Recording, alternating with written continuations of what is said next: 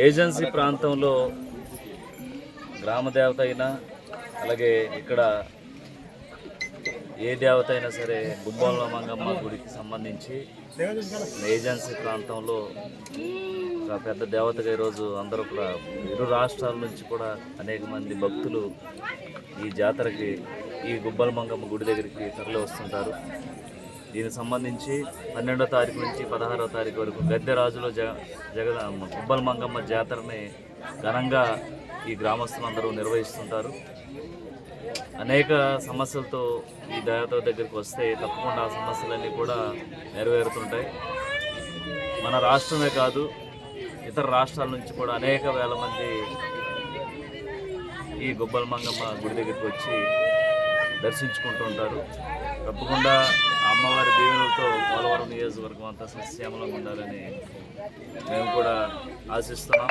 అలాగే ఈ జాతరకు సంబంధించి ఇక్కడ ప్రెసిడెంట్ గారు అలాగే గుడి చైర్మన్ గారు ఆధ్వర్యంలో ఘనంగా ఈ జాతర నిర్వహించడం జరుగుతుంది. ఈ జాతరకి ఈరోజు మా జనసేన నాయకులు, టీడీపీ నాయకులతో అలాగే లోపల ఉన్నటువంటి నాయకులతో ఈరోజు వచ్చి ఈ జాతరలో పాల్గొనడం జరిగింది.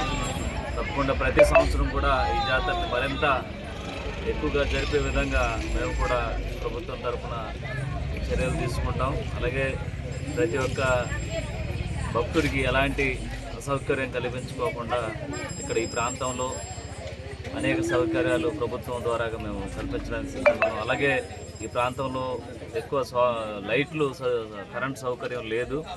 హైదరాబాద్ నుంచి చైతన్య సుధాకర్ గారు ఆయన సేవా దృక్పథంతో రోజు అక్కడ గుడి దగ్గర పరిసర ప్రాంతాల్లో సోలార్ లైట్లను ఏర్పాటు చేయడం, తన సొంత నిధులతో ఏర్పాటు చేయడం జరిగింది.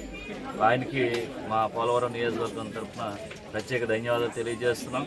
అలాగే తప్పకుండా ఎవరైతే ఈ విధంగా తమ సేవా దృక్పథాలని ఇక్కడ ఏజెన్సీ ప్రాంతంలో ముఖ్యంగా అనేక సౌకర్యాలు గిరిజన ప్రాంతంలో ఉండవు, ప్రభుత్వం తరఫున చేస్తున్నాం. కానీ అన్నీ చేయలేం కనుక ఎవరైనా దాతలున్నా కూడా ఇలాంటివి మాకు ఫెసిలిటీ కల్పించగలిగితే మరింత డెవలప్మెంట్ అవ్వడానికి మా ఏజెన్సీ ప్రాంతం ఉంటుందని నేను తెలియజేస్తూ, ఇలాగా ఈ గిరిజనులకు సంబంధించి గుబ్బల మంగమ్మ జాతరని జరుపుకోవడానికి మా అందరికీ కూడా చాలా సంతోషంగా ఉంది. తప్పకుండా ప్రతి సంవత్సరం ఇంకా ఘనంగా జరుపుకోవాలని కోరుకుంటూ సెలవు తీసుకుంటాం.